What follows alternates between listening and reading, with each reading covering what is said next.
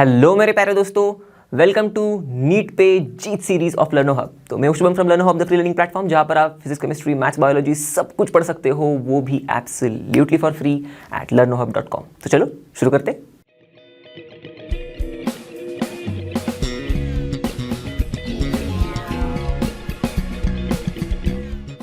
तो दोस्तों, इस वीडियो में हम लोग करेंगे अपने एस ब्लॉक एलिमेंट्स, इस चैप्टर से जो भी क्वेश्चन उठाए गए थे हमारे नीट के एग्जाम में, उनको सॉल्व। ओके, तो इससे पहले मैंने कॉन्सेप्ट एड ऑन्स वीडियो बनाए हैं इस चैप्टर के, तो आपने अगर वो मिस किया होगा तो आप वो जाके देख सकते हो। ओके, ताकि आपको थोड़ी बहुत मदद भी मिल जाएगी। अगर आपको कोई डाउट्स वगैरह रहेंगे एनसीईआरटी समझने में थोड़े बहुत, तो आपको वो आपके डाउट्स थोड़े फार वहाँ पर क्लियर हो सकते हैं। ओके, अगर आप डायरेक्टली इस वीडियो को देख रहे हो तो चलो, अब मैं 2022 अभी रिसेंटली जो रीनीट हुआ है उससे लेके 2016 तक के नीट के क्वेश्चंस मैंने कंपाइल कर लिए हैं। ओके, तो हम लोग इस वीडियो में उन सारे क्वेश्चंस को वन बाय वन मस्त सॉल्व करेंगे। पर मेरा एक आपको एडवाइस है कि हम जब शुरू करेंगे क्वेश्चन सॉल्व करना, तब हमेशा की तरह मैं जैसे बताता हूँ आपको क्वेश्चन दिखने पर आप खुद वहाँ पर पॉज करो, खुद ट्राई करो। ओके, तो ट्राई करने के बाद आपका जो भी आंसर होगा आप फिर बाद में मैच कर लेना मेरे आंसर के साथ। अगर मैच हो रहा है तो एकदम बढ़िया, अगर नहीं मैच हो रहा है, अगर आपका आंसर थोड़ा गलत आ रहा होगा, ओके, तो कोई दिक्कत नहीं, गलतियों से सीखेंगे हम, राइट। गलती करना is not a big deal, but गलतियों से सीखना ओके इज इंपॉर्टेंट। ओके, तो हम लोग गलतियों से सीखेंगे, तो आ गया आंसर राइट तो भी बढ़िया है, नहीं आएगा तो भी हम लोग सीखेंगे और आगे बढ़ेंगे। ओके, तो बिना टाइम वेस्ट किए शुरू करते हैं एंड लेट्स रॉक।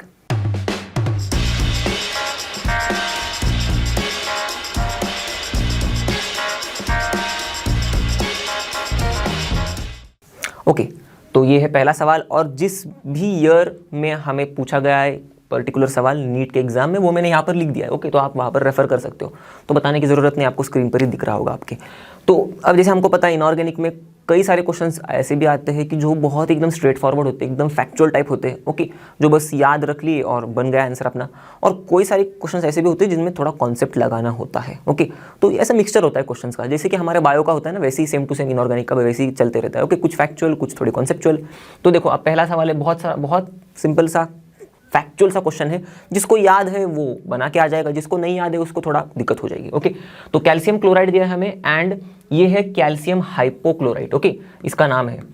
तो ये दोनों भी पूछ रहे हैं आर कंपोनेंट्स ऑफ, तो किसका कंपोनेंट है? जिप्सम का है, पोर्टलैंड सीमेंट का है, ब्लीचिंग पाउडर का है, लाइम वाटर का है। अब देखो, हमको अगर डायरेक्टली पता है कि भाई ये दोनों भी कंपोनेंट्स होते हैं ब्लीचिंग पाउडर के, तो बात ही खत्म।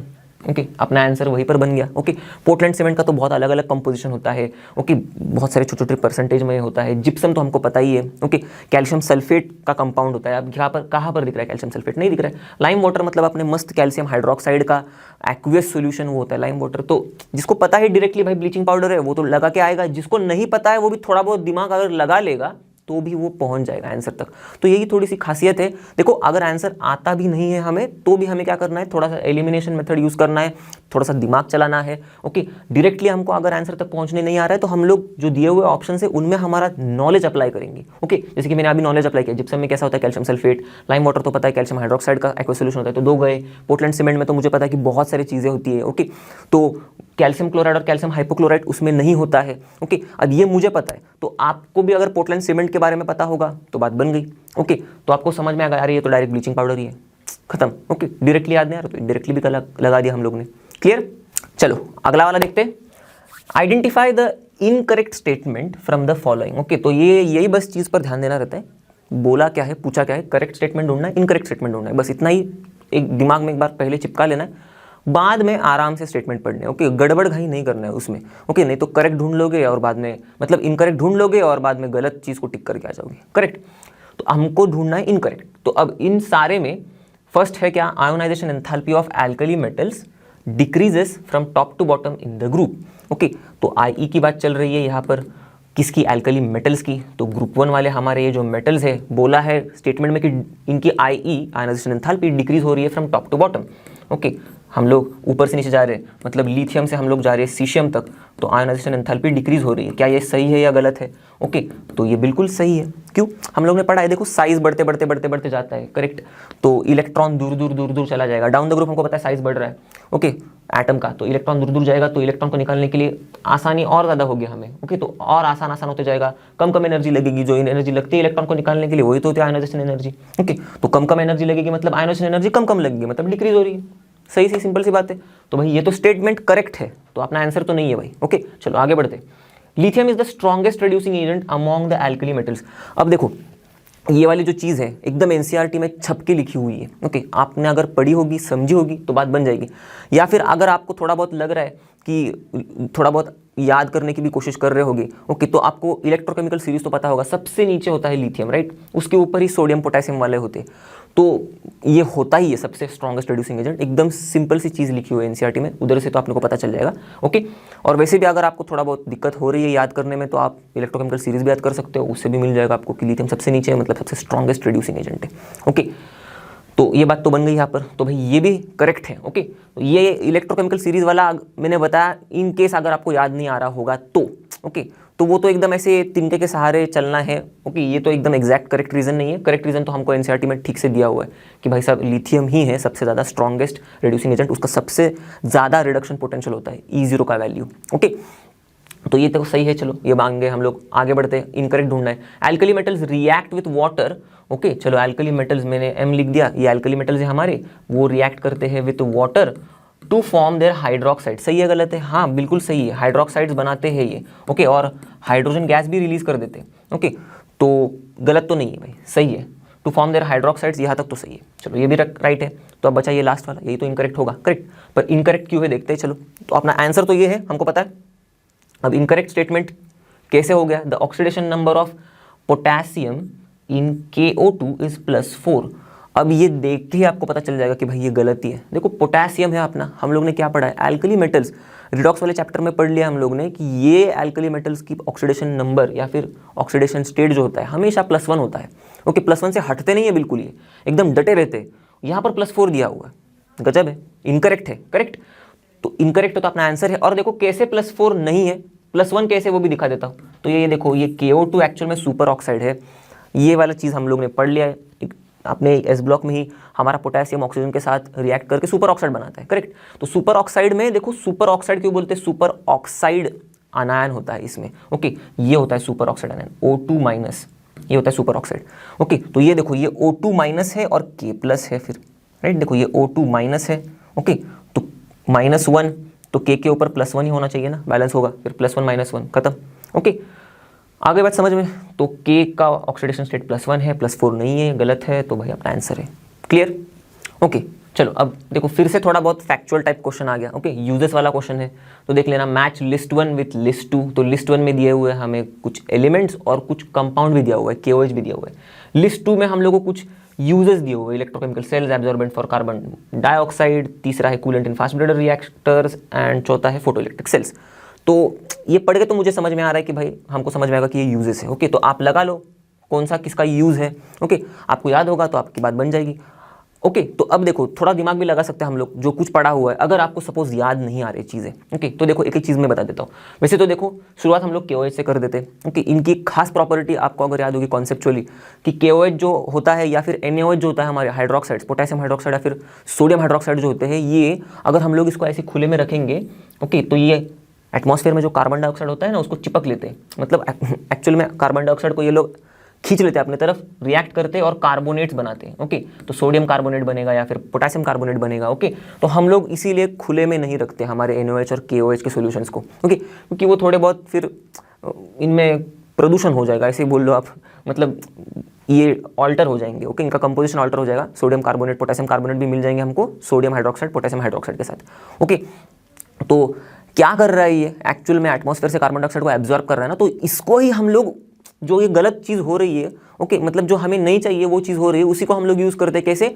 तो हम लोग अब इसका इस्तेमाल करते हैं टू एब्जॉर्ब कार्बन डाइऑक्साइड। तो ऐसे आप एकदम लॉजिक लगा के भी आप थोड़ा बहुत आंसर तक पहुंच सकते हो। तो देखो KOH इन सारे में क्या है? Electrochemical cells, coolant in fast breeder reactors, photo electric sales, absorbent for carbon dioxide, absorbent for carbon dioxide, okay. Clear हो गया ऐसा? अब देखो ये तो पढ़ा हम लोग ने, सीशियम फोटो इलेक्ट्रिक सेल्स में यूज़ करते हैं, बात खत्म। ओके, ये सिंपल सा था। फिर लिथियम, लिथियम तो इलेक्ट्रोकेमिकल सेल्स में यूज होता है, राइट, लिथियम आयन बैटरीज, खत्म। चलो देखो, तो ऐसा नहीं है कि बहुत कुछ डिफिकल्ट क्वेश्चंस पूछते हैं नीट में, ओके, या फिर ऐसा भी नहीं कि काफ़ी सिंपल से आएंगे, थोड़ा बहुत दिमाग लगाना पड़ेगा, थोड़ा बहुत पढ़ना भी पड़ेगा आपको, ओके, तो आप पहुंच जाओगे आंसर तक। अब बचा क्या है, सोडियम सिर्फ। तो आप टेक्स्ट बुक में पढ़ोगे, एनसीईआरटी में सीधा सीधा दिया हुआ है, लिक्विड वाला सोडियम यूज करते हैं as a coolant in fast breeder reactors, okay, तो बात बन गई। तो ए है 2, बी है 3, तो A2B3 ढूंढ लेते हैं हम लोग सिर्फ, A2B3। तो यहाँ पर देखो A2 मिल गया हमको, B3 भी मिल गया, यही होगा अपना सही आंसर। C1D4 मैच हो रहा है क्या, देखो C1D4 हो रहा है मैच, तो अपना यही करेक्ट आंसर है। पूछा क्या है, choose the correct answer from the options given below, okay, तो ये भी ध्यान देना है थोड़ा, ओके, बस एकदम आंसर करेक्ट मिल गया, यहाँ पर चिपका दिया और बाद में यहाँ पर दिखा रहेगा अरे चूज द इनकरेक्ट बोला रहेगा तो क्या करेंगे, ओके, मतलब कुछ गड़बड़ कर दिया रहेगा तो क्या करेंगे, ओके। तो हो सकता है अब इतना तो इजी करेंगे नहीं वो लोग कि भाई सारे के सारे करेक्ट दे देंगे ऑप्शंस और फिर एक ही इनकरेक्ट दे देंगे और आप उसी को चूज करोगे, ऐसा तो होगा नहीं, पर फिर भी ध्यान देना है इन टर्म्स पर कि भाई करेक्ट या फिर इनकरेक्ट क्या ढूंढना है हमको, ओके। अब इसमें तो ये इतना कुछ मैटर करेगा नहीं, करेक्ट आंसर हमको ढूंढना होगा, ओके, तो हमारा करेक्ट आंसर ये है, ओके 2, ओके। चलो अगला देखते हैं, among the following alkaline earth metal halides, okay, तो अल्कलाइन अर्थ मेटल मतलब सिंपली मैं लिख देता हूँ ग्रुप 2 वाले हेलाइड्स की बात चल रही है यहाँ पर, करेक्ट। तो one which is covalent and soluble in organic solvents, okay. अब इनमें से ये सारे तो calcium chloride, strontium chloride, magnesium chloride, beryllium chloride, ये तो सारे हेलाइड्स ही दिए हुए हैं, करेक्ट, क्लोराइड्स है मतलब हेलाइड्स है, और इनमें से कौन सा है जो कोवेलेंट है और सोल्यूबल है ऑर्गेनिक सॉल्वेंट में, डायरेक्टली पूछा है हमें, ओके। तो अब अगर ये चीज़ आपको याद होनी चाहिए, ये चीज़ आपको मतलब पता होनी चाहिए, क्या, सिंपल सी, कि भाई जो ग्रुप 2 हेलाइड्स होते हैं एक्सेप्ट बेरिलियम के हेलाइड्स, ओके, एक्सेप्ट, ओके, बाकी के सारे ग्रुप 2 के हेलाइड्स होते हैं ionic in nature, okay, as simple as that, okay. Example आप ऐसे भी याद रख सकते हो, MgCl2 ही आएगा ना नीचे, सपोज में BeX2 के बाद मैग्नीशियम ही आएगा अपना, तो मैग्नीशियम में सपोज मैं क्लोराइड ले रहा हूँ तो MgCl2, बचपन से पढ़ते आ रहे हैं हम लोग, मैग्नीशियम क्लोराइड क्या है, आयनिक कॉम्पाउंड है, करेक्ट। मैग्नीशियम अपना 2 इलेक्ट्रॉन दान कर देता है, chlorine 2 electron, 2 chlorine items 2 electrons लेते हैं, क्लोराइड आयंस बन जाते हैं, एक मैग्नीशियम का आयन 2 क्लोराइड के आयन MgCl2 बनाते हैं, आयनिक बॉन्ड बनता है, आयनिक होते हैं, करेक्ट। तो आयनिक नेचर होता है, ऐसे याद रख लो आप, ओके। तो ये सारे आयनिक है नेचर में, ओके, सारे हेलाइड्स, ओके, जैसे कि MgX2 से लेके अगर मैं BaX2 की बात करूं, ओके, अगर ये आयनिक है, ओके, तो यहाँ पर ऑप्शन में देखो यहीं पर काम खत्म अपना, कैल्शियम क्लोराइड दिया है आयनिक, स्ट्रोंशियम क्लोराइड आयनिक, ओके, क्योंकि बेरिलियम को छोड़ के बाकी सारे आयनिक है, ओके, तो कैल्शियम आयनिक, स्ट्रोंशियम क्लोराइड का आयनिक, मैग्नीशियम क्लोराइड भी आयनिक, ओके, तो ये तो तीनों भी अपने आंसर नहीं हो सकते, तो बेरिलियम क्लोराइड ही बचा, राइट, तो बेरिलियम क्लोराइड आंसर हो जाएगा, ओके। ये आयनिक नहीं होते, बेरिलियम क्लोराइड की बात अगर आपको याद होगी, ओके, इंपॉर्टेंट है ये भी कि बेरिलियम के जो हेलाइड्स होते हैं ये कोवेलेंट होते हैं सिंपली, और अगर कोवेलेंट है तो सिंपल सी बात है कि भाई ये ऑर्गेनिक सॉल्वेंट में सोल्यूबल भी होंगे, क्योंकि हमें पता है कि ऑर्गेनिक सॉल्वेंट में कोवेलेंट कंपाउंड सोल्यूबल होते हैं, एज सिंपल एज दैट, खत्म। तो देखो बेरिलियम का क्लोराइड मतलब देखो बेरिलियम हेलाइड्स में बेरिलियम क्लोराइड चिपका दो, ओके, हमको अब याद है कि भाई कोवेलेंट होते हैं ये और सोल्यूबल होते हैं ऑर्गेनिक सॉल्वेंट में, तो दोनों भी कंडीशन अपनी सेटिस्फाई होगी, कोवेलेंट होना चाहिए, ओके, एक हेलाइड इनमें से और सोल्यूबल होना चाहिए इन ऑर्गेनिक सॉल्वेंट्स, तो दोनों भी हो रहे हैं अपनी सेटिस्फाई कंडीशन, तो बेरिलियम क्लोराइड आंसर अपना खत्म। चलो अगला देखते हैं, the structures of beryllium chloride, okay, चलो ठीक है, तो बेरिलियम क्लोराइड की बात चल रही है, BeCl2 की बात चल रही है, ठीक है। कहा क्या पूछा है, in solid state and vapour phase are. अब सॉलिड स्टेट में और वेपर फेज में, इसके सॉलिड स्टेट वाला जो स्ट्रक्चर तो है वो टेक्स्ट बुक में एकदम अच्छे से दिया हुआ है, ओके, चेन स्ट्रक्चर होता है सॉलिड स्टेट में, ओके, कुछ अच्छा सा ऐसा मस्त एकदम, देखो बेरिलियम होता है, ओके, एक क्लोरीन पीछे, ओके, एक क्लोरीन आगे, ओके, फिर ये 2 जो क्लोरीन होते हैं फिर से दूसरे बेरिलियम एटम को भी जुड़े हुए होते हैं, सेम वैसे ही इसके भी पीछे होगा ये क्लोरीन और इसके ये आगे होगा, ओके। तो ये कुछ ऐसा, एक क्लोरीन एटम आगे आ रहा है आपके पास आ रहा है, एक क्लोरीन एटम दूर जा रहा है 2 बेरिलियम से, ओके, और फिर बाद में इसके बगल में फिर से 2 क्लोरीन एटम्स जुड़े होंगे पर वो प्लेन में होंगे, ओके, तो देखो नॉर्मल बॉन्ड्स है, ओके, ऐसा मस्त सा स्ट्रक्चर है इसका, ओके, फिर से बाद में वही कहानी, एक पीछे होगा ये आगे होगा, ओके, क्लोरीन एटम, यहाँ पर भी वही कहानी उल्टा, अब ये यहाँ पर वो था प्लेन में थे, यहाँ पर आगे पीछे हो गया, फिर से प्लेन में आ जाएंगे। ओके, तो ऐसा कुछ स्ट्रक्चर है बेरिलियम क्लोराइड का, तो चेन वाला स्ट्रक्चर है, ऐसे चेन बढ़ती जाती है, यहाँ पर बढ़ती जाती है, तो सॉलिड स्टेट में ऐसा इसका चेन स्ट्रक्चर होता है। करेक्ट, पता है हमको। और वेपर फेज में ये डाइमर होता है। ओके, तो इसका डाइमर वाला स्ट्रक्चर कैसे होता है, टेक्स्ट बुक में कुछ दिया नहीं है, मैं बना के दिखाता हूँ आपको। देखो, डाइमर वाला स्ट्रक्चर भी काफ़ी सिंपल सा है। ऐसा बेरिलियम जो है अपना क्लोरीन यहाँ पर एक चिपका लेगा, ओके, और ऊपर ऐसे एक चिपका लेगा, ऐसे समझ लो। ओके, दूसरा बेरिलियम क्या करेगा, एक क्लोरीन यहाँ पर चिपका लेगा, ओके, और दूसरा क्लोरीन ऐसे नीचे चिपका लेगा। ओके, तो अब ये वाला जो क्लोरीन है इस बेरिलियम क्लोराइड का ऐसे जुड़ेगा, ये वाला क्लोरीन ऐसे जुड़ेगा, बन गया डाइमर। देखो BeCl2, okay, BeCl2 BeCl2। Okay, तो ऐसे डाइमर स्टेट में होते हैं वेपर फेज में। अब बस ये पता हो हमको दो चीज़ें, तो अब आंसर तो बन गया। देखो, लीनियर इन बोथ, लीनियर तो भाई ये है अपना बेरिलियम क्लोराइड का लीनियर स्ट्रक्चर हम लोग ने पढ़ा है ना केमिकल बॉन्डिंग में। ओके, 180 डिग्रीज, राइट, खत्म। तो ये तो होगा ही नहीं, राइट, ये तो है ही नहीं अपने आंसर में, चेन और डाइमर है, तो ये गलत, तो ये तो गलत ही है भाई, लीनियर तो गलत है। ओके, फिर चेन इन बोथ गलत, दोनों में भी चेन नहीं है, एक ही में किसी में तो चेन है। अब रिस्पेक्टिवली बोला है तो ये वाले में अपना आंसर है क्या है, फिर देखो चेन एंड डाइमर रिस्पेक्टिवली। तो देखो सॉलिड में चेन है, वेपर में डाइमर है, तो chain and dimer respectively, correct, correct, तो ये अपना राइट आंसर है। डाइमर एंड लीनियर, तो लीनियर तो अपना है नहीं भाई, तो ये तो वैसे भी गलत ही है। ओके, गलत ही है। क्लियर, मिल गया आप लोगों को सही आंसर। चलो अगला सवाल देखते हैं। तो ये थोड़ा बायोलॉजी से एकदम बहुत ही ज़्यादा इंट्रिकेट जुड़ा हुआ सवाल है, क्योंकि इस चैप्टर में हमको पता है बायोलॉजिकल इंपॉर्टेंस ऑफ सोडियम और पोटेशियम वाला जो पार्ट है, राइट। तो देखो एकदम डिट्टो उठाई हुई लाइन है, दोनों भी लाइनें एकदम डिट्टो एनसीईआरटी से उठाई हुई है। द फॉलोइंग मेटल आयन, और उसी से क्वेश्चन बनाया देखो। ओके, तो क्वेश्चन क्या है, द फॉलोइंग मेटल आयन, पहला तो एक्टिवेट्स मेनी एंजाइम्स, दूसरा है participates in oxidation of glucose to produce ATP, और तीसरा है with sodium is responsible for the transmission of nerve signals. अगर आपको याद है इसका आंसर आप बना दोगे। ओके, तो आंसर तो इसका क्या है, कौन सा आयन एक्टिवेट करता है बहुत सारे एंजाइम्स को, और ये पार्टिसिपेट करता है oxidation of glucose to produce ATP। Most importantly sodium के साथ रिस्पॉन्सिबल होता है for the transmission of the signal, वो है पोटेशियम का आयन। ओके, सिंपल, तो बस आंसर अपना यही बन जाएगा, पोटेशियम। ओके, बाकी के तो अपने ऑप्शंस ऐसे ही एलिमिनेट हो जाएंगे, क्योंकि हमको एकदम एग्जैक्ट पिन पॉइंट आंसर पता है अपना। ओके, पोटेशियम ये सारी चीज़ें, ये सारा कारनामा करता है। क्लियर, चलो अब आगे देखते हैं। तो ये थोड़ा देखो कॉन्सेप्चुअल टाइप क्वेश्चन आ गया। ओके, अब इसमें थोड़ा सा दिमाग दौड़ाना पड़ेगा, जो भी चीज़ें हम लोग ने सीखी है थोड़ा सा उसी को अप्लाई करना होता है। क्लियर, तो देखो हम लोग ने कॉन्सेप्ट एड ऑन में तो ये चीज़ सीखा था कि भाई सोडियम क्लोराइड प्रिपेयर कैसे होता है। क्लियर, तो आप क्वेश्चन को देख सकते हो, पॉज करके आप खुद भी थोड़ा सा दिमाग लगाओ, मैंने थोड़ा हिंट भी दे दिया आपको, तो आपको आंसर शायद आ भी जाएगा। ओके, और ऐसे नहीं आ भी जाएगा, आ जाएगा, मोस्टली हिंट दिया है तो आ ही जाएगा। ओके, अगर नहीं आ रहा है तो कोई दिक्कत नहीं, मैं बता देता हूँ यहाँ पर। ओके, तो HCl was passed through the solution of calcium chloride, magnesium chloride और सोडियम क्लोराइड। ओके, इसका सॉल्यूशन से हम लोग ने इन तीनों की, ओके, कैल्शियम क्लोराइड है, मैग्नीशियम क्लोराइड है, राइट, दूसरा क्या है, calcium chloride, magnesium chloride, correct. तो कैल्शियम क्लोराइड, मैग्नीशियम क्लोराइड और सोडियम क्लोराइड है, तीन है। इससे हम लोग ने HCl गैस पास करवाया एकदम ज़बरदस्ती, चलो जाओ HCl। ओके, तो पूछ क्या रहा है, विच ऑफ द फॉलोइंग कंपाउंड और कंपाउंड्स क्रिस्टलाइज और क्रिस्टलाइजेस। ओके, तो थोड़ा सा फंसाने वाला क्वेश्चन है। अब देखना क्या यूज़ करना है हमको, किधर का कॉन्सेप्ट यूज़ करना है। हम लोग ने पढ़ा है कि सोडियम क्लोराइड प्रिपेयर कैसे करते हैं, करेक्ट। तो जब हम लोग पहले, ओके, सी वाटर में हम लोग का जो सोडियम क्लोराइड है छुपा हुआ, तो हम लोग क्या करते हैं भाई, सी वाटर को हम लोग इवापोरेट करवा देते हैं, करेक्ट। तो इवापोरेशन के बाद बचता है जो, ओके, सॉल्ट पैंस में, वो होता है क्रूड हमारा सोडियम क्लोराइड। पर हमको पता है भाई ये क्रूड है, इसमें सिर्फ सोडियम क्लोराइड नहीं है, कुछ इंप्यूरिटीज़ भी है। दो टाइप की इंप्यूरिटीज़ हम लोग ने पढ़ा है, सोल्यूबल होती है कुछ इंप्यूरिटीज़, कुछ इनसोल्यूबल होती है।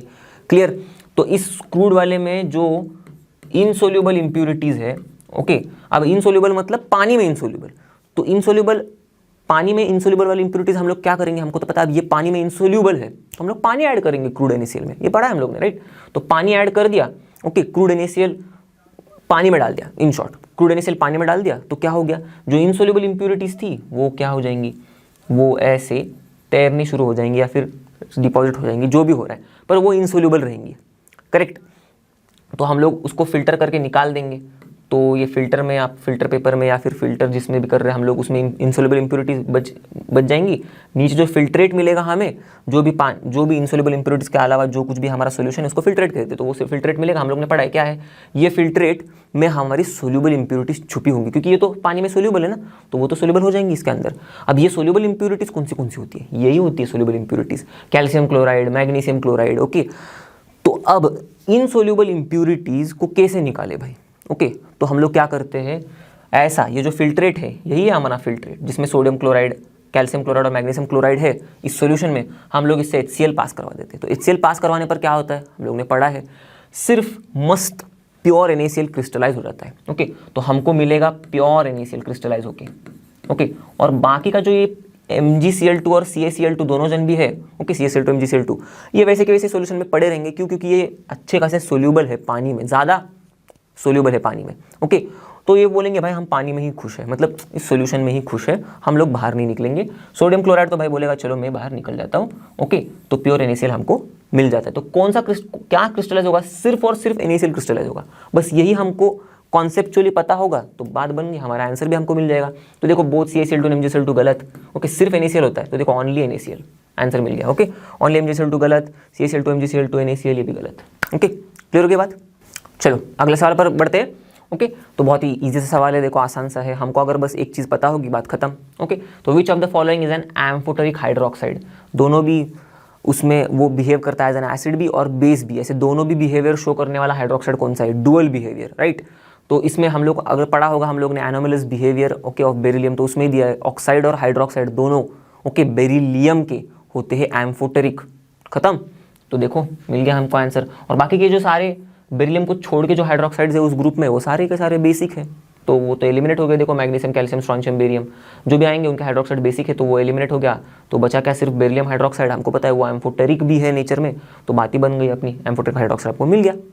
चलो अगला सवाल देखते हैं, विच of the alkali metal chloride, okay, अब एल्कली मेटल बोला है। ओके, तो ऐसे ये वाला ही फॉर्मूला होगा इनका, MCl type, okay, NaCl, LiCl, KCl ऐसे। तो विच of the following, which of the alkali metal chloride forms it's dihydrate salt, कुछ ऐसे, MCl.2H2O इजीली। ओके, तो अगर आपने लिथियम का एनोमलस बिहेवियर पढ़ा होगा, ओके, तो उसमें दिया हुआ है कि भाई लिथियम जो है बहुत ज़्यादा लगाव है भाई साहब, इस लिथियम के जो हमारे क्लोराइड है उसको किससे ज़्यादा लगाव है, पानी से बहुत ज़्यादा लगाव है। ओके, तो वो जब क्रिस्टलाइज भी होता है, ओके, पहले तो वो डेलिक्विजेंट है सबसे पहली बात, तो मतलब पानी जब हमको मॉइस्चर, जो भी हमारे एटमॉस्फेयर में जो भी मॉइस्चर है भाई, उस मॉइस्चर को वो एब्जॉर्ब कर लेगा और डिजोल्व हो जाएगा उसमें, इतना प्यार है उसको पानी से, राइट। तो आपने को पता ही है, मस्त याद ही है। ऊपर से ये इतना प्यार करता है कि भाई मतलब बस अब डिजोल्व तो हो ही रहा है, खुद जब क्रिस्टलाइज भी होगा तब ऐसे अकेले अकेले सिर्फ LiCl बन के क्रिस्टलाइज नहीं होगा, पानी को साथ लेके क्रिस्टलाइज होगा। ओके, वो भी डाइहाइड्रेट 2H2O दिया एकदम स्ट्रेट फॉरवर्ड NCERT में। ओके, और बाकी के जो हमारे एल्कली मेटल क्लोराइड्स है, okay, alkali metal chlorides lithium chloride को छोड़ के वो सारे के सारे alkali metal chlorides hydrate form नहीं करते, बात खत्म।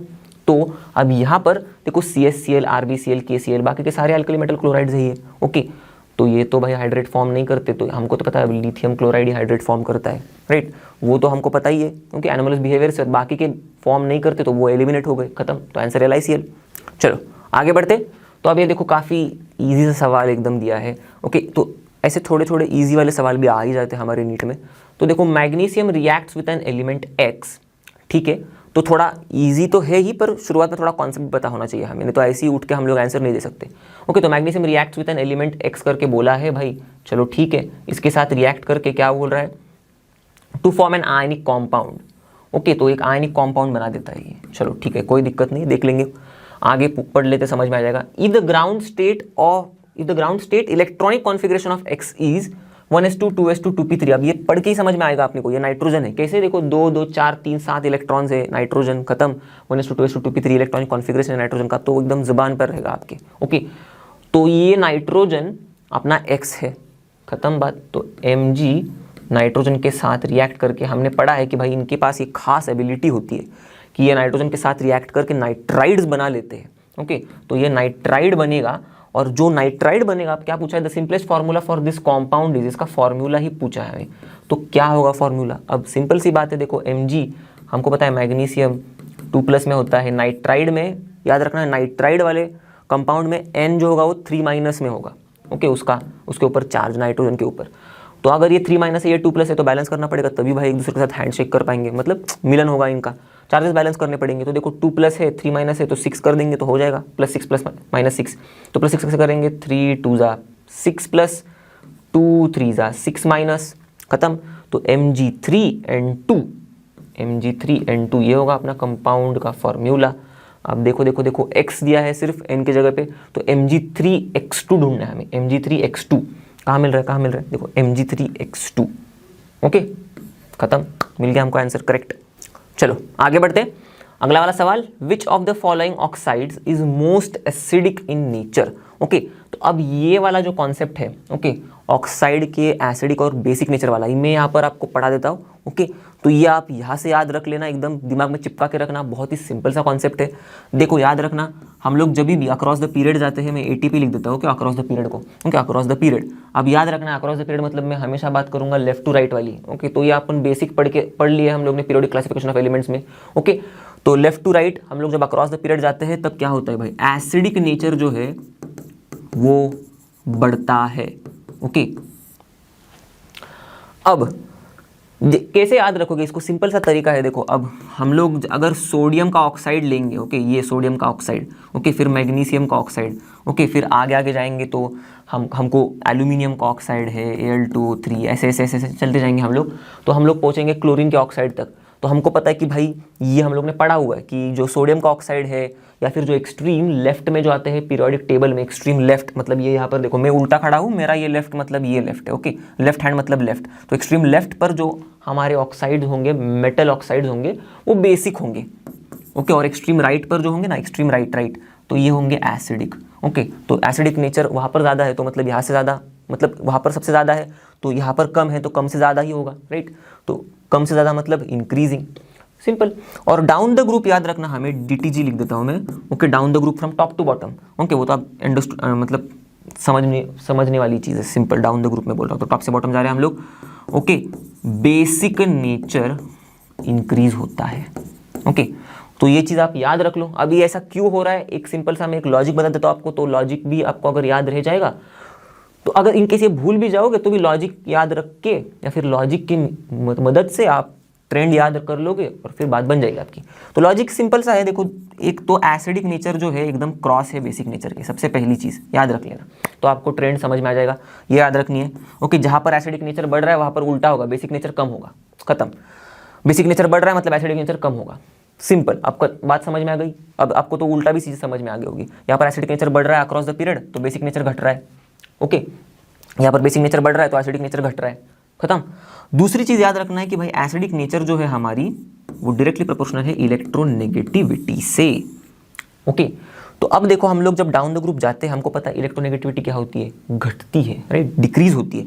तो electronegativity down the group decrease होगी, तो एसिडिक नेचर क्या होगा, डिक्रीज होगा डाउन द ग्रुप। अब उल्टा लगाएंगे हम लोग, बेसिक नेचर क्या होगा, फिर उल्टा होता है ना एसिडिक नेचर का, इंक्रीज होगा डाउन द ग्रुप। तो देखो down the group basic nature increase हो रहा है, मिल गया अपने को लॉजिक से अपना आंसर। ओके, वैसे ही अक्रॉस द पीरियड देखो, हमको पता है इलेक्ट्रोनेगेटिविटी क्या होती है, इंक्रीज होती है अक्रॉस द पीरियड। तो अगर इलेक्ट्रोनेगेटिविटी इंक्रीज तो एसिडिक नेचर इंक्रीज, खत्म। देखो इलेक्ट्रोनेगेटिविटी इंक्रीज तो एसिडिक नेचर भी, इलेक्ट्रोनेगेटिविटी यहाँ पर इंक्रीज होगी तो एसिडिक नेचर भी इंक्रीज ही होगा। तो वही तो हो रहा है, एसिडिक नेचर इंक्रीज हो रहा है अक्रॉस द पीरियड, सिंपल। अब यही चीज़ यहाँ पर चिपका दो, यही लॉजिक डाउन द ग्रुप हम लोग जब जाएंगे। अब देखो पूछा क्या है, विच of the following oxides is most acidic in nature. Okay, तो हम लोग क्या करेंगे, हमको पता है कि देखो थोड़ा दिमाग लगाना है, बेरिलियम का ऑक्साइड दिया है, बेरियम का दिया है, मैग्नीशियम का दिया है, कैल्शियम का दिया है, ये तो ग्रुप 2 के ऑक्साइड्स है, सिंपल, पहली बात। दूसरी बात, इनको हम अगर लाइन में लगा देंगे डाउन द ग्रुप ऑर्डर में, तो बेरिलियम के बाद बे मग का, ओके, एंड सर बा, तो सर के बाद तो सर तो है नहीं हमारा, तो बा है सिर्फ। ओके, तो नीचे लिख दिया मैंने, सर को हटा दिया, मतलब स्ट्रॉन्शियम को हटा दिया मैंने। तो बे का beryllium oxide, magnesium oxide, calcium oxide और बेरियम ऑक्साइड, ये है हमारे बेमक का और सर नहीं है, बा है। तो ये 4 मैंने लगा दिए लाइन में। अब मुझे पता है डाउन द ग्रुप जाऊंगा तब क्या होगा, ऑक्साइड के नेचर में क्या फर्क पड़ेगा, बेसिक नेचर इंक्रीज होगा, करेक्ट। तो ऐसे जाऊंगा मैं, बेसिक नेचर इंक्रीज होगा, तो बेसिक नेचर इंक्रीज होगा तो मैं ऐसे लिख देता हूँ, देखो इंक्रीज हो रहा है, इंक्रीज हो रहा है, इंक्रीज हो रहा है, basic nature. Okay, basic nature ऐसे इंक्रीज हो रहा है इस ऑर्डर में, तो इसका मतलब एसिडिक नेचर उल्टा होगा, करेक्ट। तो एसिडिक नेचर इसी ऑर्डर में डिक्रीज होगा। थोड़ा अलग कलर ले लेता हूँ, एसिडिक नेचर, चलो पर्पल ले लेता हूँ। एसिडिक नेचर क्या होगा, डिक्रीज होगा, डिक्रीज होगा, डिक्रीज होगा। ओके, तो सबसे कम एसिडिक नेचर BaO का है। ओके, और सबसे ज़्यादा देखो इस ऑर्डर में देखना, आप इसको ऐसे घुमा दो चाहिए तो। ओके, तो आपको समझ में आएगा, देखो ये इंक्रीज हो रहा है, ओके, बेरियम ऑक्साइड से ज़्यादा कैल्शियम ऑक्साइड का है, कैल्शियम ऑक्साइड से ज़्यादा मैग्नीशियम ऑक्साइड का है, मैग्नीशियम ऑक्साइड से भी ज़्यादा बेरिलियम ऑक्साइड का। सबसे ज़्यादा किसका है भाई एसिडिक नेचर? बेरिलियम ऑक्साइड का। मिल गया, BeO, most acidic in nature. खत्म, क्लियर। चलो अगला देखते हैं सवाल। Among calcium hydride, beryllium hydride, barium hydride, okay, इन तीनों हाइड्राइड में से the order of ionic character is. अब देखो थोड़ा बहुत इसमें ना हमारा कॉन्सेप्ट किसका आएगा, देखो केमिकल बॉन्डिंग वाला कॉन्सेप्ट आएगा। आयनिक कैरेक्टर पूछा है हमें, ओके, कोवेलेंट कैरेक्टर, आयनिक कैरेक्टर हम लोगों ने तो केमिकल बॉन्डिंग में ही पढ़ा है, फजांस रूल वगैरह वगैरह सब कुछ, राइट, पोलराइजेशन, तो यही यहाँ पर यूज होगा।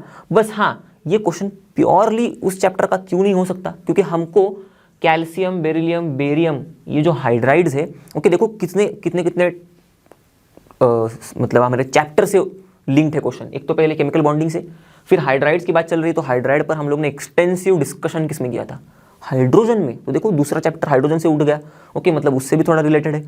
पर फाइनली अल्टीमेटली हम लोग जब एस ब्लॉक में आएंगे तब हमको चीज़ें थोड़ी और क्लियर होंगी, क्योंकि हमको एस ब्लॉक में आने के बाद एकदम अच्छे से पता चलेगा हम लोग अच्छे से पढ़ेंगे कि भाई साइज में वेरिएशन क्या हो रहा है वगैरह वगैरह। तो इसीलिए फिर ये अब एस ब्लॉक में मैंने उठा के लिया है ये क्वेश्चन को, ओके, क्योंकि यहाँ पर आने के बाद हमको परिपूर्ण नॉलेज आ जाएगा इस क्वेश्चन को सॉल्व करने का, ओके, उससे पहले सॉल्व करने की कोई ज़रूरत नहीं थी। अब देखो यहाँ तक आने तक हम लोग ने सारे चैप्टर भी पढ़ लिए, केमिकल बॉन्डिंग पढ़ लिया तो उसका कॉन्सेप्ट यूज़ कर सकते हैं, हाइड्राइड्स पढ़ लिया तो उसका भी कॉन्सेप्ट यूज़ कर सकते हैं हम लोग, ओके, या फिर समझ सकते हैं। और अब ये चैप्टर भी पढ़ लिया है तो हो गया बात, ओके। तो वैसे तो हाइड्रोजन का इतना ज़्यादा कॉन्सेप्ट है नहीं इसमें, बस हाइड्राइड ही है, ये बात खत्म। अब इसमें पूछा क्या है, ऑर्डर ऑफ आयनिक कैरेक्टर, तो दो ही टॉपिक्स हमको बहुत ज़्यादा इसमें यूज़ होंगे, ये तो अपना ये वाला एस ब्लॉक वाला एलिमेंट का चैप्टर और केमिकल बॉन्डिंग वाला। कैसे, देखो सबसे पहले आयनिक कैरेक्टर का ऑर्डर जो है हम लोग ने क्या पढ़ा है, ओके, कोई भी अगर हमारा कंपाउंड दिया हुआ है, ओके, तो फजांस रूल में हम लोग ने क्या पढ़ा है कि भाई जो आयनिक कॉम्पाउंड होते हैं उनमें कोवेलेंट कैरेक्टर कैसे समझे, ओके। तो कुछ रूल्स दिए कि भाई जब से जितना छोटा से छोटा हो हमारा आयनिक कॉम्पाउंड में जो कटायन और बड़ा से बड़ा हो हमारा आयनिक कॉम्पाउंड का अनायन, तो कोवेलेंट कैरेक्टर ज़्यादा होता है, राइट, ये बताया था फजान ने।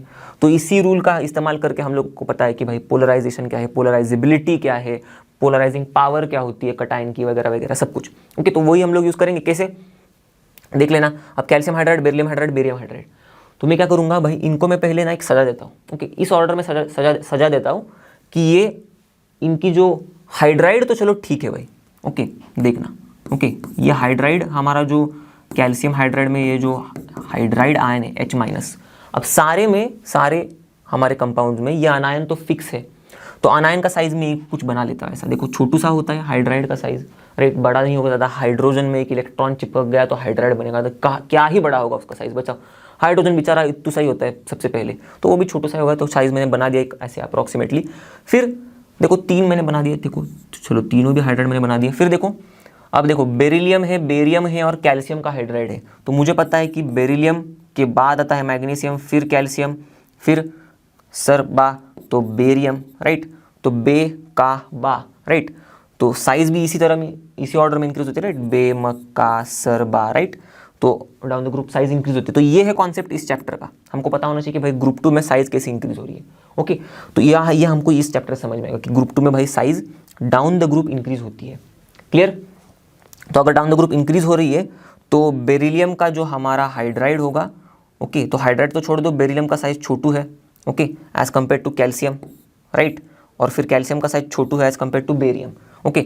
तो मैं यहाँ पर देखो बेरिलियम हाइड्राइड लिख देता हूँ, ओके, यहाँ पर लिख देता हूँ, चलो बेरिलियम हाइड्राइड, ओके। फिर बाद में ये बन गया अपना, फिर कैल्शियम हाइड्राइड, बेरिलियम के बाद कैल्शियम, तो कैल्शियम हाइड्राइड, ओके, ये भी बन गया अपना, और फिर बेरियम हाइड्राइड, ओके, तो देखो बेरियम हाइड्राइड, ओके, तो कैल्शियम के नीचे ही बेरियम आता है, ओके, बेकाबा लाइन में लगा दिया हम लोग ने। तो इसी ऑर्डर में हम लोग साइज भी बड़ा बड़ा बना देंगे कटायन का, तो ये चलो इतना बना दिया मैंने, कैल्शियम का और बड़ा, बेरियम का तो और भी बड़ा, ओके। अब क्या समझ में आ रहा है हमको, देखना ध्यान से, यहाँ पर अनायन की साइज तो सेम है, ओके। तो आयनिक कैरेक्टर, कोवेलेंट कैरेक्टर जो भी बात बतानी है हमें, हमको पोलराइजेशन बताना होगा, ओके, राइट। तो ये सारे के सारे हमको पता है। अब ये देखो beryllium hydride, calcium hydride, barium hydride, इनमें हमको कोवेलेंट कैरेक्टर ढूंढना होगा, कैसे हो रहा है कोवेलेंट कैरेक्टर, बढ़ रहा है घट रहा है, हम लोग जब नीचे जा रहे हैं तब, तो आयनिक कैरेक्टर हमको ऑटोमेटिक मिल जाएगा। तो कैसे ढूंढेंगे, हमको पता है कोवेलेंट कैरेक्टर। अब देखो अगर अनायन तो सेम ही है तो अनायन से तो कुछ बनेगा नहीं हमारी बात कोवेलेंट कैरेक्टर ढूंढने के लिए, ओके। ये तो कुछ फैक्टर अफेक्ट नहीं कर रहा है कोवेलेंट कैरेक्टर को, तीनों में भी एक ही जैसा है। तो फैक्टर कौन सा अफेक्ट कर रहा है? कटायन अफेक्ट कर रहा है, क्योंकि कटायन का साइज अलग अलग हो रहा है। तो अब कटायन के साइज पर कोवेलेंट कैरेक्टर कैसे डिपेंड करता है? हमने पढ़ा है, देखो पोलराइजेशन जो होता है, ओके राइट, वो जितना ज़्यादा कटायन का पोलराइजिंग पावर है उतना ज़्यादा पोलराइजेशन होता है, राइट। तो मैं पीपी लिख देता हूँ, okay, polarizing power of cation. तो अब ये जो पोलराइजिंग पावर ऑफ कटायन है ये हम लोग ने पढ़ा है अभी थोड़ी देर पहले ही, मतलब कॉन्सेप्ट एड ऑन में ही, कि कैसा होता है polarizing power of cation, okay, charge of cation upon size of cation, okay, charge density को ही हम लोग कहते हैं पोलराइजिंग पावर। क्लियर? तो देखो हम लेके आए, अब साइज से कुछ ना कुछ रिलेशन नाता लेके आए पोलराइजेशन का, और हमको ये भी पता है कि भाई जितना ज़्यादा पोलराइजेशन उतना ज़्यादा कोवेलेंट नेचर होता है, करेक्ट। सिंपल सी चीज़ है ना, पोलराइजेशन जितना ज़्यादा तो एकदम खींच के लेके आएगा इलेक्ट्रॉन्स को यहाँ पर बीच में, तो इलेक्ट्रॉन डेंसिटी अच्छी खासी बनेगी, ओके। तो ज़्यादा पोलराइज हो रहा है मतलब इलेक्ट्रॉन डेंसिटी ज़्यादा बीच में आ रही है, बीच में आ रही है मतलब हमको पता है शेयर हो रहा है इलेक्ट्रॉन, तो कोवेलेंट कैरेक्टर ज़्यादा है। तो देखो पोलराइजेशन ज़्यादा तो कोवेलेंट कैरेक्टर भी ज़्यादा। क्लियर? बात बन गई। और पोलराइजेशन ज़्यादा हो रहा है, इसका मतलब क्यों हो रहा है? क्योंकि पोलराइजिंग पावर कटायन की ज़्यादा है, बस कटायन के टर्म्स में हम लोग देख रहे हैं इसीलिए। अब पोलराइजिंग पावर मतलब चार्ज डेंसिटी, ओके, तो जब चार्ज डेंसिटी ज़्यादा है, ओके, तो पोलराइजेशन ज़्यादा, कोवेलेंट नेचर ज़्यादा, डायरेक्टली प्रोपोर्शनल है इसीलिए। अब हम लोग आएंगे चार्ज डेंसिटी को देखते हैं। अब डाउन द ग्रुप हम लोग जब जा रहे हैं बेरिलियम हाइड्राइड से लेकर बेरियम हाइड्राइड तक, चार्ज डेंसिटी का क्या हो रहा है हाल, तो देखना ध्यान से। अब यहाँ पर चार्ज तो सेम ही है भाई, बरोबर ना, बेरिलियम, कैल्शियम और बेरियम, इनमें 2+ ही चार्ज है इनके। यहाँ पर इनके जो कंपाउंड है हमारा, देखो Be2+ है तो H- है तो 2- है, करेक्ट। कैल्शियम भी 2+ में है, बेरियम भी 2+ में ही है, आप देख लेना। तो इसका मतलब, अब वो तो सिंपल सी चीज़ है, देखो हाइड्राइड के ऊपर -1 तो 2-, तो इसके ऊपर 2+, 2-, 2+, ऐसे, तो सारे के ऊपर चार्ज तो सेम ही है, तो चार्ज अपना डिसाइडिंग फैक्टर नहीं बनेगा, बनेगा साइज। इसलिए मैंने जानबूझ के साइज बना दिया, आपको थोड़ा विजुअलाइज हो आपको अच्छे से। तो देखो साइज इस तरह में बढ़ रहा है, क्योंकि बेरिलियम से लेके बेरियम तक साइज बढ़ रहा है। तो अगर साइज बढ़ रहा है तो हमको पता है चार्ज डेंसिटी क्या होगी, घटेगी, ओके। तो देखो साइज इस ऑर्डर में बढ़ रहा है, ओके, तो चार्ज डेंसिटी क्या हो रही है, घट रही है फिर, ओके। मैं हटा देता हूँ अब इसको, इरेज, ओके, इसको भी हटा देता हूँ। तो देखो साइज डेंसिटी क्या हो रही है, घट रही है, फिर इनवर्सली प्रोपोर्शनल है ना, समझ में आ रहा है, मास बाय वॉल्यूम टाइप की है। तो चार्ज डेंसिटी घटेगी, इसका मतलब पोलराइजिंग पावर कम हो रहा है, पोलराइजिंग पावर डायरेक्टली प्रोपोर्शनल है पोलराइजेशन से, राइट, तो पोलराइजेशन भी कम हो रहा है, ओके। पोलराइजेशन डायरेक्टली प्रोपोर्शनल है कोवेलेंट नेचर से, तो कोवेलेंट नेचर भी क्या हो रहा है, कम हो रहा है। ऐसे जा रहे हैं हम लोग, बेरिलियम से लेके बेरियम तक जा रहे हैं, तो कोवेलेंट नेचर कम हो रहा है। कोवेलेंट नेचर का उल्टा होता है आयनिक नेचर, तो आयनिक नेचर बढ़ रहा है, खत्म। तो देखो बेरिलियम हाइड्राइड से लेके बेरियम हाइड्राइड तक हमारा आयनिक नेचर बढ़ रहा है, ओके। तो देखो आयनिक नेचर बढ़ रहा है, आयनिक नेचर बढ़ रहा है, मैंने बना दिया ऑर्डर। अब बस ढूंढते हैं कि order of ionic character, okay, order of ionic character बोला है, कौन से में बैठ रहा है, तो बे का बा, ओके, इस ऑर्डर में इंक्रीज हो रहा है, राइट। तो देखो बे बा है, गलत, ओके, तो बे का बा मिल गया, okay. Beryllium hydride, calcium hydride, barium hydride, increases, देखो beryllium hydride, calcium hydride, barium hydride, increases, okay. बस इसको ऐसे घुमा दो, मिल जाएगा आपका आंसर, ओके। तो ये अपना आंसर है थर्ड वाला ऑप्शन। क्लियर? बात आ गई समझ में कि कैसे ढूंढना है, ओके। थोड़ा समझने वाला चीज़ था, थोड़ा आपको कॉन्सेप्ट स्ट्रांग होना चाहिए, ओके। फजान्स रूल वगैरह सब कुछ आपको पता होना चाहिए, थोड़ा एस ब्लॉक वाला भी चीज़ पता होना चाहिए कि भाई साइज़ कैसे बढ़ रहा है, फिर आपकी बात बन गई, ओके, आप आंसर तक पहुंच जाओगे, बिल्कुल, ओके। चलो तो आगे बढ़ते, अगला वाला सवाल देखते। तो अब ये भी थोड़ा सा ज़्यादा, मतलब थोड़ा सा कॉन्सेप्चुअल, एकदम ऐसा स्ट्रांग होल्ड होनी चाहिए इसको सॉल्व करने के लिए भी, ऐसा वाला सवाल है, पर इंटरेस्टिंग है, बहुत मजा आएगा, देखो, ओके। तो ionic mobility of which of the following alkali metal ions, okay, इनमें से दिए हुए एल्कली मेटल आयंस किसकी है lowest, okay, when aqueous solution of their salts. अब इनके सॉल्ट के एक्वियस सॉल्यूशंस, इसका मतलब हम लोग को इनके जो सॉल्ट्स दिए हुए हैं इनको पानी में डाल के दिए हुए हैं, ऐसे समझ लो आप। तो पानी में डाल के देंगे तो सिंपल हम लोग को दिमाग में क्या डालना है, एक चीज़ कि भाई इनके जो सॉल्ट्स हैं उनके पानी में डाल देंगे, सोल्यूबलाइज हो जाएंगे, ओके।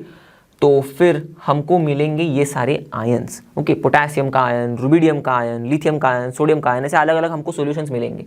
ओके चलो, तो मैं बना देता हूँ सॉल्यूशंस।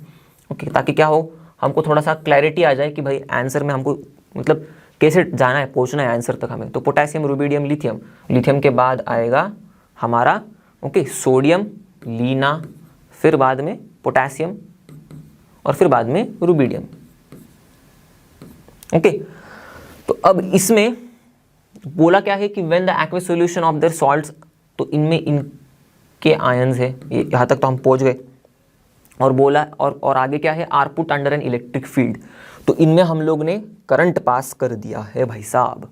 अब आएगा मजा। ओके, तो क्यों आएगा मजा, क्योंकि पूछ क्या रहे कि ionic mobility of which of the following alkali metal ions. Okay, इनमें से कौन से एल्कली मेटल आयंस की आयनिक मोबिलिटी। ओके, अब ये क्या नई चीज है, देखो आयनिक मोबिलिटी, नाम से पता चलेगा, बहुत सिंपल सा है, देखो नाम से पता चल रहा है। आयनिक मोबिलिटी मतलब आयन का दौड़ने का स्पीड। ओके, तो कितना फास्ट वो दौड़ेगा, ये वाली चीज हमको पूछ रहे। और पूछ क्या रहे कि भाई कौन से एल्कली मेटल आयन की आयनिक मोबिलिटी लोएस्ट है, तो कौन सा वाला आयन सबसे स्लो स्पीड में दौड़ेगा अंडर द इलेक्ट्रिक फील्ड। खत्म। ओके, सबसे लो स्पीड में। तो अब इसको समझने के लिए हमको ना एक चीज हमको थोड़ी सी यहाँ पर दिमाग लगाना है। ओके, देखो क्या लगाना है, हमको क्या बोला है, aqueous solution of their salts, तो उसका मतलब पानी है भाई साहब। और हमको पता है कि ये जो आयंस है, हम लोग ने पढ़ा है हाइड्रेशन। ओके, आयंस का होता है और ये अब पानी में डिजोल्व हो रहे हैं, तो Li+ आयंस, बाकी का सॉल्ट का दूसरा जो आयन है वो रहेगा। यहाँ पर Na+ आयन, दूसरा सॉल्ट मतलब सॉल्ट का जो दूसरा आयन है वो रहेगा। सेम इसके केस में भी ऐसे होंगे। और ये जो आयंस है इनके ऊपर प्लस चार्जेस है, तो ये क्या करेंगे भाई, पानी जो हमारे वाटर मॉलिक्यूल्स है इनको अट्रैक्ट करना शुरू करेंगे, राइट। उनके ऑक्सीजन होगा वाटर मॉलिक्यूल्स का, वहाँ पर नेगेटिव चार्ज होगा ना, राइट, पार्शियल नेगेटिव चार्ज, तो वो पार्शियल नेगेटिव चार्ज को खींचना शुरू करेंगे। तो ऐसे ही ऑक्सीजन मॉलिक्यूल्स आएंगे उनकी तरफ, करीब करीब करीब करीब ऐसे। और फिर क्या होगा, हमको पता है हाइड्रेशन होगा, राइट। जब वाटर मॉलिक्यूल्स ऐसे करीब आएंगे आयन के, एकदम उनमें से कुछ उनमें से प्यार भरी बातें आ जाएंगी, तो क्या इंटरेक्शन आएगा प्यार भरा, तो क्या होता है हमको पता है, एनर्जी रिलीज होती है, राइट, इस इंटरेक्शन से। क्योंकि पोटेंशियल एनर्जी डिप हो जाती है ना इन आयंस की और वाटर मॉलिक्यूल्स की, तो पोटेंशियल एनर्जी यहाँ थी, यहाँ चली गई, तो इसका मतलब ये बीच वाला एनर्जी कहाँ गया, रिलीज हो गया। और वही उसी को कहते हैं हम लोग हाइड्रेशन एनर्जी। तो ये ऐसे इंटरेक्शन होने के पर सारे के केसेस में ऐसे इंटरेक्शन होने लगेंगे और हाइड्रेशन एनर्जीज रिलीज होना शुरू हो जाएंगी, करेक्ट। तो कुछ ना कुछ इसकी हाइड्रेशन एनर्जी होगी भाई, तो हम लोग इसी को कहते हैं एंथैल्पी ऑफ हाइड्रेशन, राइट। तो इसमें भी होगी, इसमें भी होगी, इसमें भी होगी। ओके चलो, सब में होगी। पर अब ये क्यों मैं बता रहा हूँ, क्योंकि ये जो आयनिक मोबिलिटी है ना, इसका एक सिंपल सा रिलेशन है, वो मैं लिख के दिखा देता हूँ आपको पहले। ओके, आयनिक मोबिलिटी जो है डायरेक्टली प्रोपोर्शनल होती है, या फिर हम लोग कहेंगे इनवर्सली प्रोपोर्शनल होती है। किससे इनवर्सली प्रोपोर्शनल होती है, size of the hydrated ion से। अब देखो ये ना थोड़ा सा समझने के लिए भी इजी है। देखो हाइड्रेटेड आयन मतलब उस आयन के अगल बगल सारे वाटर मॉलिक्यूल्स का घिराव है।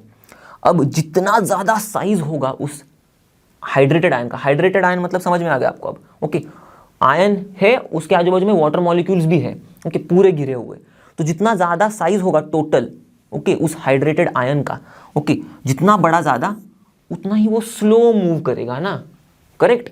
तो अब देखो साइज जितना ज़्यादा तो स्लो मूव करेगा, तो आयनिक मोबिलिटी उतनी ही कम, तो इनवर्सली प्रोपोर्शनल बरोबर आ रहा है, बात बन गई। ओके, तो अब इसीलिए अब ये जो साइज ऑफ हाइड्रेटेड आयन है, अब इन सारे आयंस में किसके हाइड्रेटेड आयन का साइज ज़्यादा है और किसका कम है, हमको ये समझना पड़ेगा थोड़ा, तभी जाके हम बता सकते हैं। क्योंकि हमको क्या पूछा है हम लोग को, आयनिक मोबिलिटी सबसे कम किसकी, कम ढूंढनी है, तो हमको ढूंढना क्या है फिर, सबसे बड़ा हाइड्रेटेड आयन किसका है। ओके, इन चारों आयंस में से सबसे ज्यादा साइज कौन से वाले आयन का है, ओके, कौन से वाले हाइड्रेटेड आयन का है, इनमें से ढूंढना है हमको। तो कैसे समझ में आएगा, अब ये समझ में आएगा उनकी हाइड्रेशन करने की टेंडेंसी पर। जितना ज़्यादा वो हाइड्रेशन चाहेंगे उतना ज़्यादा उनका हाइड्रेशन होगा और उतना ही ज़्यादा उनका साइज होगा। सिंपल सी चीज़ है ना। अगर लिथियम चाहेगा भाई कि मुझे ज़्यादा हाइड्रेशन नहीं करना है, तो लिथियम कि अगल बगल कम ही मॉलिक्यूल्स आएंगे, वाटर मॉलिक्यूल्स, फिर उसका साइज भी होगा, जो हाइड्रेटेड आयन होगा लिथियम का, उसका साइज भी छोटा होगा। तो इसीलिए मैं हाइड्रेशन एंथैल्पी पर आ गया, क्योंकि जितना ज़्यादा हाइड्रेशन एंथैल्पी रिलीज होगी उतना ज़्यादा हाइड्रेशन हो रहा है, इसका मतलब ये होता है। अब सिंपल सी चीज़ है, देखो ये हम लोग ने पढ़ा हुआ है, हाइड्रेशन एंथैल्पी जो होती है डायरेक्टली प्रोपोर्शनल होती है या फिर इनवर्सली प्रोपोर्शनल होती है, मैं कहूँगा किससे किससे होती है, साइज ऑफ आयन से। ओके, तो भले वो कटायन हो फिर वो अनायन हो, अगर साइज बड़ा है तो हाइड्रेशन कम होगा और हाइड्रेशन एंथैल्पी जो होगी वो कम नेगेटिव होगी, कम एनर्जी रिलीज होगी, इन शॉर्ट। ओके, तो मैं यहाँ पर ये बताना चाह रहा हूँ, देखो हाइड्रेशन एंथैल्पी जो भी होगी, ओके, ये नेगेटिव होती है हमेशा, हमको पता है एनर्जी रिलीज होती है। तो हाइड्रेशन जो होगा, ओके, ध्यान देना इस चीज़ को, डायरेक्टली प्रोपोर्शनल होगा हाइड्रेशन एंथैल्पी के साथ। अब कई सारे रिलेशंस लिख दिए मैंने, देखा, इसको थोड़ा सॉल्व करने के लिए लगेंगे हमको, थोड़ा सा पेचीदा सवाल है ये। तो देखो जितना ज़्यादा हाइड्रेशन हो रहा है तो क्या हो रहा है, उतनी ज़्यादा पोटेंशियल एनर्जी डिप होगी, तो उतना ही ज़्यादा एनर्जी रिलीज होगा, इसलिए मैंने लिख दिया हाइड्रेशन ज़्यादा तो हाइड्रेशन एंथैल्पी ज़्यादा। ओके, अब hydration enthalpy directly inversely proportional है साइज से। ओके, तो अब हम लोग आ गए साइज पर, एकदम बेसिक चीज़ पर आ गए हम। अब हमको पता है लिथियम, सोडियम, पोटेशियम, रूबिडियम, जैसे डाउन द ग्रुप हम लोग जाते हैं, साइज क्या होता है, बढ़ता है। नॉर्मल साइज ऑफ कटायन की बात कर रहा हूँ मैं, साइज ऑफ हाइड्रेटेड आयन की बात नहीं कर रहा हूँ, उससे कंफ्यूज मत होना। पहले हम लोग सिर्फ साइज ऑफ कटायन देखेंगे, उससे कोरिलेट करेंगे कि भाई हाइड्रेशन कितनी हो रही है, उससे समझ में आएगा कि भाई साइज कितना होगा। क्लियर, हाइड्रेटेड आयन का। तो सबसे पहले अगर साइज देखेंगे हम लोग कटायन का, लिथियम, सोडियम, पोटेशियम, रूबिडियम, मैंने जानबूझ कैसे लिखा इसको, क्योंकि डाउन द ग्रुप क्या होगा, आसानी होगी ना हमको समझने के लिए, down the group size increase होता है। तो हमारा लिथियम का आयन जो है, ओके, चलो मैं ऐसे ये हटा देता हूँ, ये वाटर मॉलिक्यूल्स हटा देता हूँ, ओके, ये सारी चीज़ें हटा देता हूँ मैं। अब आपने को थोड़ा सा साइज के ऊपर ध्यान देना है ना। तो हमारा जो लिथियम का आयन है, छोटू पैक है, ये थोड़ा बड़ा पैक है, और बड़ा पैक, और बड़ा साइज, ऐसे मुझे बोलना है। ओके, तो साइज बढ़ रही है तो क्या हो रहा है, साइज बढ़ेगी तो हाइड्रेशन एंथैल्पी कम होगी। ओके, या फिर मैं कहूँगा हाइड्रेशन एंथैल्पी कम हो रही है मतलब क्या, डायरेक्टली प्रोपोर्शनल है तो हाइड्रेशन कम हो रहा है। करेक्ट, तो जैसे मैं डाउन द ग्रुप जा रहा हूँ, ओके, लिथियम से लेके रूबिडियम तक जा रहा हूँ, तो हाइड्रेशन कम हो रहा है, कम हाइड्रेशन होगा। ओके, कम हो रहा है और कम, तो इसका मतलब देखो हाइड्रेशन ऐसे जा रहा हो तो कम हो रहा है, तो लीस्ट हाइड्रेशन यहाँ पर हो रहा है, मोस्ट हाइड्रेशन यहाँ पर हो रहा है। ओके, यहाँ पर लीस्ट हो रहा है, यहाँ पर मोस्ट हाइड्रेशन हो रहा है। मोस्ट हाइड्रेशन होगा तो बहुत ज़्यादा वाटर मॉलिक्यूल्स इसके अगल बगल होंगे, तो बहुत ज़्यादा हाइड्रेशन हो रहा है, बहुत ज़्यादा वाटर मॉलिक्यूल्स है इसके बगल में। ओके, यहाँ पर देखो बहुत कम वाटर मॉलिक्यूल्स होंगे, बहुत कम। ओके, तो इसके अगल बगल बहुत ज़्यादा वाटर मॉलिक्यूल्स होंगे, तो हाइड्रेटेड आयन, ये है अपना हाइड्रेटेड आयन, अब ये भी हाइड्रेटेड आयन, अब इसके अगल बगल बहुत सारे हो गए वाटर मॉलिक्यूल्स, तो उसका साइज बहुत बड़ा हो गया। करेक्ट, क्लियर हो गई बात, क्योंकि हाइड्रेशन ज़्यादा हो रहा है तो वाटर मॉलिक्यूल्स भी ज़्यादा ऐसे इकट्ठा होंगे उसके बगल में। यहाँ पर हाइड्रेशन लीस्ट हो रहा है तो वाटर मॉलिक्यूल्स कम इकट्ठा होंगे, तो हाइड्रेटेड आयन का साइज सबसे ज़्यादा इसका है, ओके, इन सारों में, और हाइड्रेटेड आयन का साइज सबसे कम इसका है।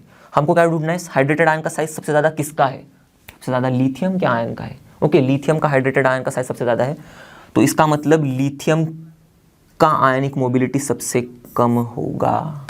खत्म। ओके, तो ऐसे पहुंचना है हमें आंसर तक, तो इसीलिए मैंने थोड़ी ये सारी चीज़ें बता दी ताकि हम आंसर तक पहुंच पाए। चलो आखिरी सवाल देखते हैं। तो ये काफ़ी इजी सा है, थोड़ा सा हमको पता होना चाहिए, कॉन्सेप्ट भी, थोड़ा सा फैक्ट भी पता होना चाहिए। तो पूछा क्या है, suspension of slaked lime in water, okay, is known as.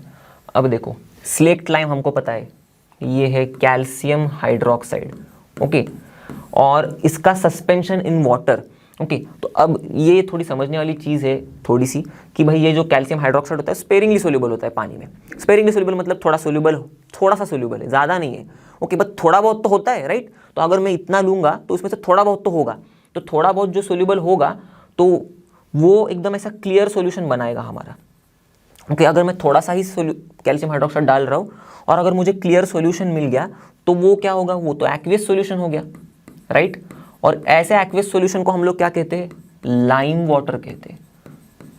Okay, और अगर मैंने ज़्यादा कैल्शियम हाइड्रोक्साइड डाल दिया तो थोड़ा बहुत सोल्यूबल हो जाएगा, ओके, और बाकी का बचा रहेगा, पड़ा रहेगा ऐसी, तो सस्पेंडेड होगा वो ऐसे, तो सस्पेंशन बनेगा। तो ऐसे सस्पेंशन को हम लोग कहते हैं मिल्क ऑफ लाइम। तो किसका suspension? Suspension of slaked lime, right. तो देखो सस्पेंशन ऑफ स्लेक्ट लाइम किसमें? पानी में, okay, is known as milk of lime. ये आपको पता होगा तो बात खत्म, यहीं पर आंसर मिल जाएगा। ओके, बाकी कहते हैं देखो aqueous solution of slaked lime, इसी को कहते हैं लाइम वाटर। तो ये तो दोनों अपना आंसर तो है नहीं वैसे भी, ओके, और दोनों भी सेम ही चीज़ है, मतलब ऑप्शन अलग अलग लिखा है पर मीनिंग तो सेम ही है। गलत है हमारा, ये तो आंसर है तो नहीं वैसे भी हमारा, ओके। और आंसर तो हमारा मिल्क ऑफ लाइम है। और सिंपली लास्ट में quick lime calcium oxide, okay, तो वो तो बात बनी गई नहीं उसकी, ओके, ये भी तो गलत ही है अपना। तो आंसर अपना मिल्क ऑफ लाइम, सिंपल। तो इसी के साथ दोस्तों हम लोग इस वीडियो के एंड तक आ गए हैं। हम लोग ने अब तक की 2016 तक के जो भी क्वेश्चंस थे नीट में पूछे गए हैं एस ब्लॉक एलिमेंट से, वो सारे सॉल्व कर लिए हैं, ओके। तो आई होप आपने मेरे साथ सॉल्व किए होंगे, आपके most of the answers right आए होंगे, ऐसे ही मैं आशा करता हूँ। और नहीं भी आए होंगे तो भी कोई दिक्कत नहीं, आप सीखे होंगे इससे, जो भी गलत हो गया रहेगा आपका कॉन्सेप्ट और अच्छा स्ट्रांग हो जाएगा, ओके। आप और बाद में गलती करने से अच्छा अभी गलती करके सीख गए होंगे, ओके, वो अच्छी बात हो गई। और ऐसी और भी क्वेश्चंस की प्रैक्टिस हमें करनी है, राइट। तो इसीलिए मैं और एक वीडियो में आपको मस्ट प्रैक्टिस क्वेश्चंस के साथ आ जाऊंगा, ओके। तो वो भी आप क्वेश्चंस अगर सॉल्व कर लोगे तो थोड़ा बहुत आपको और प्रैक्टिस मिल जाएगा, ओके। उसके बाद फिर मैं आपको रिकमेंड करूंगा कि आप और भी ज़्यादा क्वेश्चंस बिल्कुल सॉल्व कीजिए, ओके, क्योंकि जितने ज़्यादा क्वेश्चंस आप सॉल्व करोगे उतना ही आपको समझ में आएगा कि आपको कॉन्सेप्ट कितना समझ में आया है, ओके। थोड़ा सा ट्रिकी था मैंने जो बोला वो भी, पर फिर भी चलो। तो जैसे कि आप सभी को पता है लर्न मतलब फ्री है पर बेस्ट है। तो मिलते हैं अगले वीडियो में, तब तक के लिए पढ़ते रहो। Bye bye, stay tuned and have a great day.